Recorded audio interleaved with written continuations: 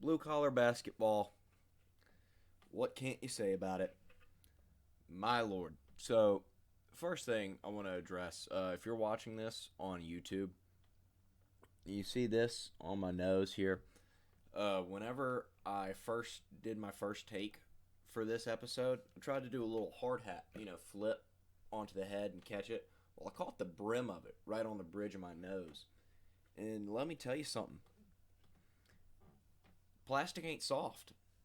And a sharp plastic edge landing directly on the bridge of your nose does do some damage. Just in case anyone was wondering the answer to that question.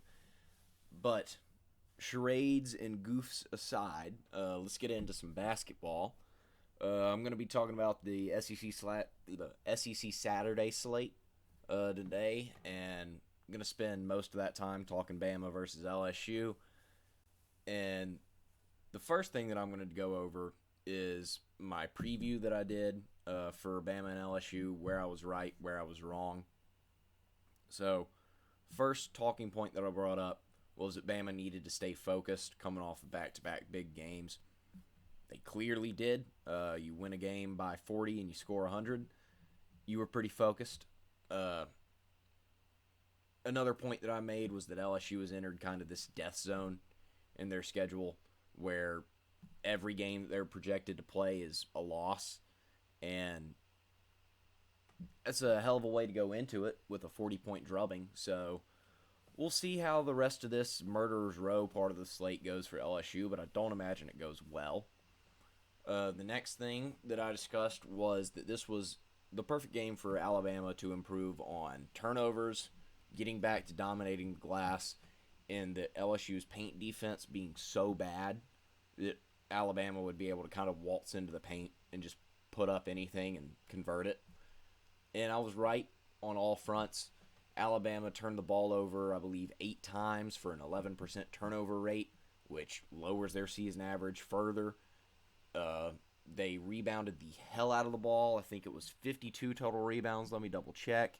Yes, 52 total rebounds. That would be 32 defensive rebounds at a 70% rebounding rate. And even more impressively, 20 offensive reboundings at a 45% clip, which is pure domination of the offensive glass and the defensive glass, which was something that Nate Oats was harping on to this team to get back to doing, because in the pre-conference slate, there was a period in time where Alabama was ranked in the top 3 in the country in rebounding rates on both sides of the ball and in rebounding totals. Alabama got back to dominating the glass today in a very, very big way, and I think that was huge for the result of this game because, namely, Alabama could shoot 54 threes, and it didn't matter if they didn't make them because half the time they were getting their own board and chuck it up another one, and that one was going in. So those 3 key points of the game, I feel like Alabama very much so excelled at.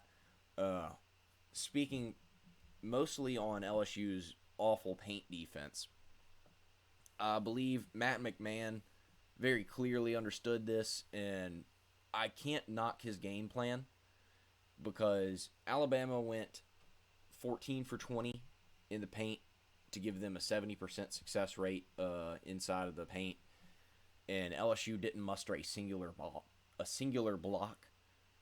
So that 5.1% block rate in conference that I designated as a big talking point in the 56% two-point shooting that they had been given up in conference play being a big point of emphasis for this game, Matt McMahon was aware of that. And so where I thought LSU would be giving up a ton inside, what LSU did defensively was give the shooters a lot of space, and they went under ball screens so that no one could get inside on them if they could prevent it. And they hoped for a bad shooting night for Alabama. They certainly didn't get a bad shooting night from Alabama. God, no, they did not. But I can't fault that defensive game plan for McMahon because whenever Alabama goes inside 20 times and they score 14 of those times, and whenever they don't score, they get their rebound, and oftentimes they're getting fouled. You can't win that way. You're definitely not gonna. And Alabama was gonna get theirs offensively in the paint. So I fully understand the game plan of trying to just hope that Alabama doesn't shoot the ball well. I fully get where McMahon was coming from there, and I cannot fault that game plan one bit. It just did not go in their favor, and they needed to rebound the ball much better on the defensive end of the floor if that was going to be their game plan, so that if Alabama did miss that first shot, they couldn't get a second look, and LSU didn't. They didn't at all. They got ran off of the glass, and it was a big factor in Alabama making this a wide open game very early. I was pretty intrigued to see how Alabama would handle KJ Williams, if Charles Bediako would step outside with him. But Alabama's defensive game plan was anytime KJ stepped out, they switched. So whoever was playing the 4, whether that would be Clowney, Miller, or Noah Gurley, whenever KJ Williams stepped out, they switched, and Charles Bediako would take the big that was staying in the interior, which I think was a very good game plan for that scenario. I think it's a clear indication that the Alabama staff doesn't want Bediako going out, which I can't fault them for that. He's an elite interior defender. He's one of the best guys in the conference. That's how I refer to bigs that kind of just stay in the paint and clean up the mistakes on the perimeter, or guys. And he's one of the best in the conference at that. If a guard misses their assignment or gets a blow by, he cleans up very well. But going more so into the game, recapping this, the only other things that I've got to really say is Bama's defense is freaky. To score 106 points and to allow your opponent to score less than 70 is ridiculous. Alabama did it once more this season. They did it to Jacksonville State. They hung 100 on them and allowed Jacksonville State to only score 60. In the 60s, my apologies. But to do that requires some insane defense. And Alabama has some absolutely Captain Insano defense. The length, the athleticism, the grit, the determination, the effort, all of it is maxed out, and it's only getting dialed up because there's a guy by the name of Namari Burnett that is tracking to play in about a week and a half or 2 weeks for Alabama, who is the best perimeter defender on the roster. Alabama is doing this without their best defender on the roster, which is stupid. No one should be a top 8 defense in the country in defensive efficiency without their best perimeter player for half the season at this point. And what Namari Burnett being added back also does is it gives Alabama a piece of its offense that it is clearly missing. Because Alabama went 0 for 6 from the corner on 3-point attempts in this game against LSU. Namari Burnett is one of the most efficient corner shooters in the country to this point in his career. What we've seen this season at Alabama indicates that he was shooting the corner 3 ball at 86% efficiency. So Alabama's adding that guy back to the squad. And what I imagine that does is eats into the minutes of Rylan Griffin, who is clearly going to be a dynamic scorer at some point in his tenure in Tuscaloosa. But as of right now, he's just not there. He hasn't been able to find it, especially in the corner where we're asking our wings to play in the Nate Oats system.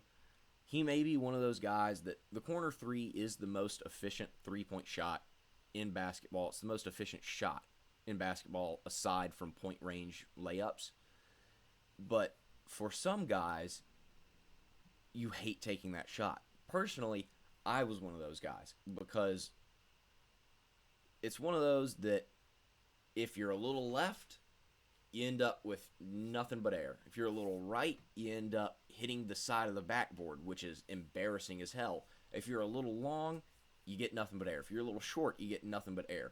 It's one of those that the margin for error, there's just not a lot of confidence for some guys whenever you look dead on in the corner and whenever you spot up, there's just nothing but a rim there. Some guys just don't like shooting from that corner. That might be Rylan Griffin. I'm not sure. I don't see Alabama practice. I can only go off of what I see. But what I see right now is that Rylan Griffin is an ineffective corner three shooter. So I think it may be one of those things that's the kind of shooter he is he's a guy that doesn't like that corner at this point in his career. I'm sure that will develop. I'm sure that's a big thing that the staff will identify in the offseason as his main point to improve offensively and hammer him at it. But Namari Burnett right now is clearly one of the best in the country at it. And when you add him back to this team to make their defense better and to make their offense better, when Alabama is great at both, it is a nightmare. It is a nightmare to think of what this team can be, because Namari Burnett was also a starter on this squad. Jaden Bradley was promoted to start in his place, in his absence. So this gives Alabama much more lineup flexibility as well, because one of those two guys isn't going to start whenever he comes back. So you can either have Namari Burnett come off with the second unit and be just the guy that comes in and locks down anyone on the court outside of the, low front court, or you can have Jaden Bradley come off the bench and run the second unit, because I don't want to knock Javon Quinterly here. I absolutely don't. But so far, his offensive numbers indicate that he is more of a hindrance to Alabama so far this season on the offensive end of the floor. He's played the best defense he's played in his college career this season to make up for that. And he should be given so much credit for even being on the floor right now, coming off of that ACL injury and buying into the role that he's been given. But I do believe that the best course of action for Alabama is to go back to their original starting five, where Mark Sears handles the on-ball guard role, and you go with Namari Burnett at the 2, Brandon at the 4, Brandon at the 3, Clowney at the 4, and Chuck down low. I think that gives this offense enough coming onto the floor, and it also improves your defense because you were putting the best perimeter defender on your team in the game to start the game. But Mark Sears had shown at the beginning of the year that he was plenty good enough as the offensive initiator and on-ball guard. He's shown that he's better in the role as an off-ball guard, but what he's better at isn't necessarily what's best for the team. And I believe that what is best for this Alabama squad is whenever they get Namari Burnett back, if he's back at 100% and the shot is there, because it was a wrist injury, it's not a shooting hand, so it's his off wrist, which for most guys that shouldn't be an issue, but I'm not Namari Burnett. I'm not sure exactly how much it factors into his shot and how much he has to trust that off-ball guiding hand. So we'll see whenever he does get back. But I believe that the best course of action is to have Jaden Bradley be the guy that comes back off the bench, and you have him running your second unit, which is pretty unfair because he's a guy who's been running the first unit for the best stretch of Alabama basketball. And that's another thing that I can also understand if Nate Oats doesn't want to mess with success. This starting unit has been dominating games. And if you don't want to touch that and you want to let it ride, absolutely. That makes so much sense. Don't mess with success. Don't fix what ain't broke. So Alabama just has so many options in front of them. And it is pretty wild to think of the fact that this team that just scored 106 points and held their opponent to less than 70 is not at its best. I'm going to let that sink in. The team that just went out and beat an SEC opponent by 40 and scored 106 could be better. What the hell? Now, going into other areas of the SEC, the first game I want to touch on, Tennessee and Kentucky. Kentucky rebounded, quite literally, and the other word that I'm looking for, metaphorically, that's the word. Literally and metaphorically, Kentucky rebounded. They out-rebounded Tennessee in this game, which gave them a big edge to come out with the win in Knoxville. And they also rebounded metaphorically. Their season now has some back on track to it. Cal seemed to be Cal again. The team didn't look completely disjointed. And they looked, quite frankly, like they gave a shit, which Kentucky hasn't at multiple points this year. It really looked in that South Carolina game earlier this week like Oscar Tshiebwe was the only one out there who cared for different points in the game. And this is a big first step in Kentucky's salvation efforts for this season to try and reclaim what they have. And I think a big part of that was the fact that they were forced to play a lineup that they should have been playing all year without Severe Wheeler in the game, with Frederick on the floor, Livingston on the floor. I think that was huge, with Toppin on the floor and Tshiebwe. I think that was the lineup that should have been starting for Kentucky all of this season. And it hasn't. And I think Cal was finally forced to play that lineup. And being forced to play that lineup might open their eyes to the fact that this worked for them and what they'd been doing wasn't. And they might need to keep riding it. For Tennessee, I think this showed why I firmly had them behind Alabama this entire season. I've still got them ahead of a lot of people, and I'm not going to overreact to the one loss because Kentucky was going to do this at some point. The talent was going to show up for Kentucky, and someone was going to get what looked like a really bad loss because of the fact that Kentucky finally figured it out. But the manner in which Tennessee lost is why I've doubted them. In regards to, can they make a Final Four run? Can they win the SEC? Can they beat a team like Alabama? Are they truly, truly, truly a top 3 or 4 team this year? And it's their offense. Their offense was going into the game 30th in the country per KenPom in offensive efficiency, and they didn't score the ball. They missed some relatively easy looks that you've got to make, and they don't have the guy offensively that these top tier teams do. You know, Houston's got Sasser, Houston's got Walker, Alabama's got Brandon Miller, Alabama's got Noah Clowney, Kansas has Grady Dick, Tennessee, Santiago Vescovi? I think Julian Phillips could be that guy, but I think Rick Barnes is playing him with some bubble wrap on him and isn't really kind of trying to see if he can be, which I can't blame him to this point in the season. They've had success just winning it with defense, but I think whenever they play the more talented teams that have good defenses, that's if you compare a good defense with a great offense against Tennessee, I think you can beat them, because Tennessee's great defense doesn't have a good offense to accompany it. It has a decent offense, relatively speaking.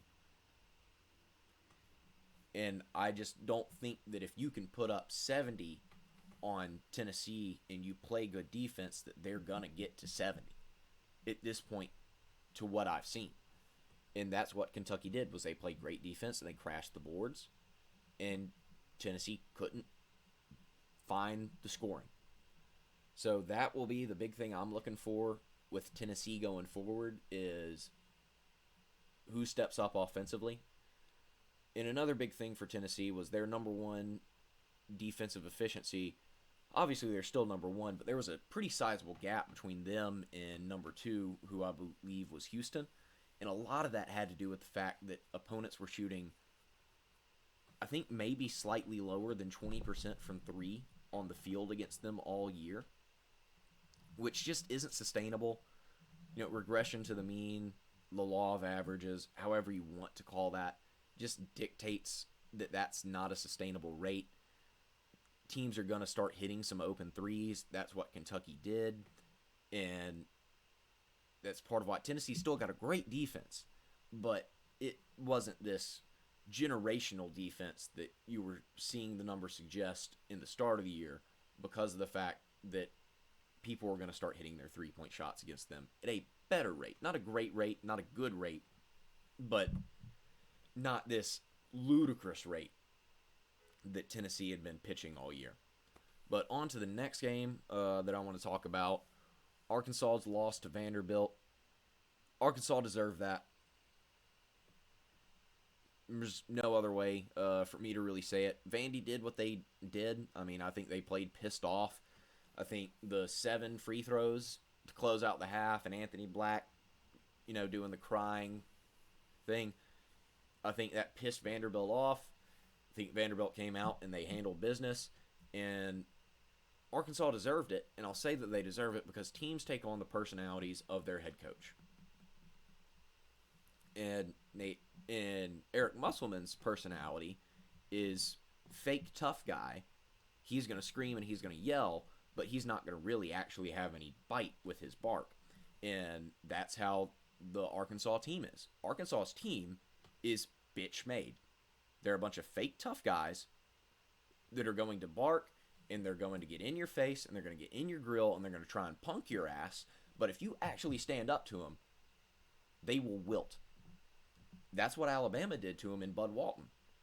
Is Javon Quinterly, that first double technical of the game, where Quinterly, swats the ball out of Anthony Black's hand while Anthony Black's kind of like lingering and standing over him, gave Arkansas a sign. We're not backing down. And I think Arkansas folds whenever a team does that to them. Vanderbilt did that to them in the second half. And Arkansas folded. And Arkansas folded so bad that at the end of the game, when Vanderbilt goes for the end of the game handshake, like everyone in the country does every game, Arkansas was in the tunnel. Because they're bitch made. And I am taking a lot of pleasure in the fact that they went out and lost like that and showed their true colors to everyone on national television. But from a pure basketball standpoint, it's clear Arkansas needs Nick Smith. If Arkansas doesn't get Nick Smith, they're a team that will win games. They're a team that will handle their business at home. They will handle some business on the road. They'll make the tournament, and they might beat a couple teams. But there's a clear cap on what they're capable of without a truly elite scorer like Nick Smith. But, yeah, before I move on, I just want to say one more time, I'm so glad that Arkansas lost that game like that. But now moving on officially, A&M versus South Carolina.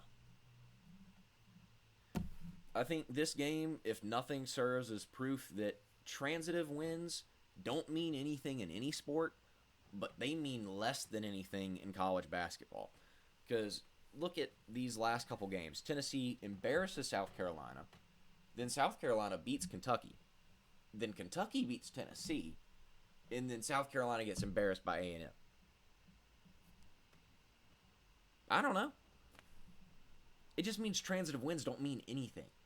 Opponents play differently on any given night. Head-to-head wins sometimes struggle to really mean anything in college basketball because sometimes head-to-head wins come down to the fact that someone had a player go nuclear and there's nothing you can do about it. For me as an Alabama fan, the number one thing that sticks out to me is last year's first round of the NCAA tournament. Cormac Ryan goes apeshit, can't miss anything, hits a ton of contested threes, and there's kind of just nothing that you can do about it if you're Alabama. A guy goes nuclear. It happens in college basketball.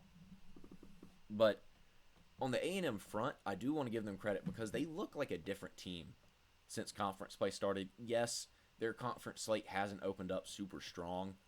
They haven't had to play some of the caliber opponents that others in the SEC have had to start the year, and certainly some that teams in other conferences, namely like the Big 12, have had to start their season with. But they've handled their business at the start of conference play.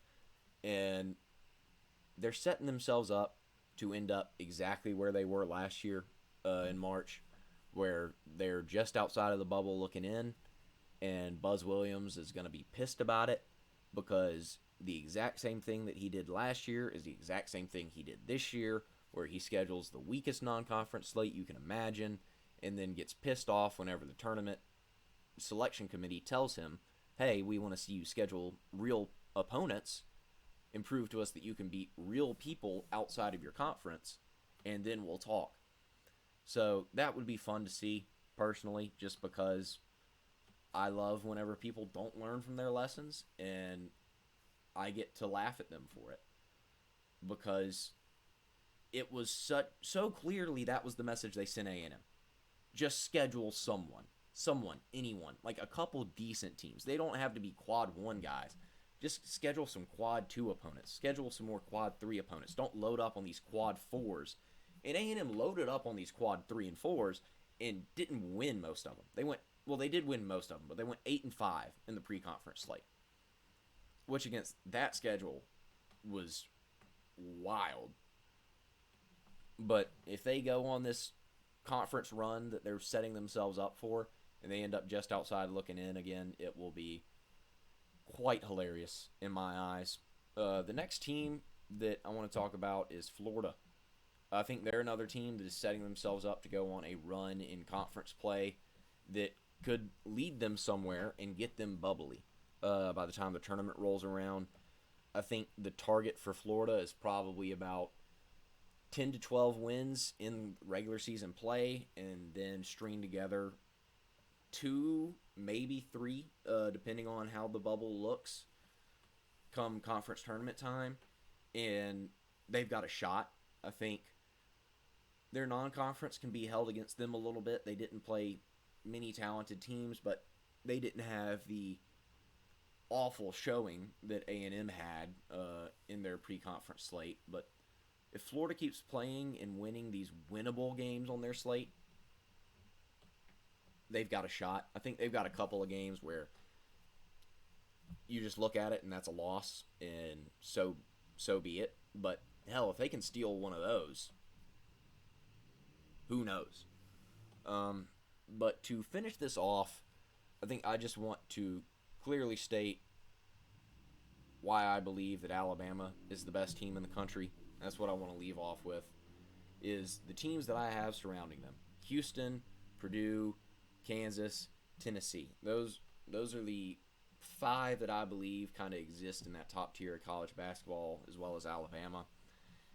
And what I think separates Alabama right now is, one, Tennessee just lost, so you can't really make the argument for them over Alabama at this juncture because they just lost a home game to a reeling Kentucky team. But for the other 3, Houston is winning games in the AAC. They're not dominating games in the AAC, but they're winning them. Purdue is winning games in the Big Ten. Once again, they're not dominating them, but they're winning them. And Kansas is just outright surviving games in the Big 12. Home games in Allen Fieldhouse, they're just surviving. But when you look at Alabama, you look at a double-digit road win at Mississippi State to start the conference play. You go 20-point home win with Ole Miss. Then you go 26-point home win with Kentucky. Then you go on the road, you beat Arkansas by 15, and then you drum up LSU by 40 at home. They're killing teams. Alabama is murdering everyone in front of them right now. And if you're asking me who I favor in the country on a neutral floor over Alabama, the answer is no one. The answer right now is no one. And that is what I believe should be the consequential decision in how you rank basketball teams. I understand that Houston's got 1 loss. I understand that Purdue's got 1 loss. I understand that Kansas has 1 loss. But who's playing the best basketball right now? I'll give you a hint. They reside in Tuscaloosa. The best basketball being played in the country right now is Alabama. And that's my closing argument for this episode. The Alabama Crimson Tide may not be number 1 in the poll come Monday, but I'll be shocked if they're not receiving some votes. And in my heart, in my mind, that's the best team in the country right now.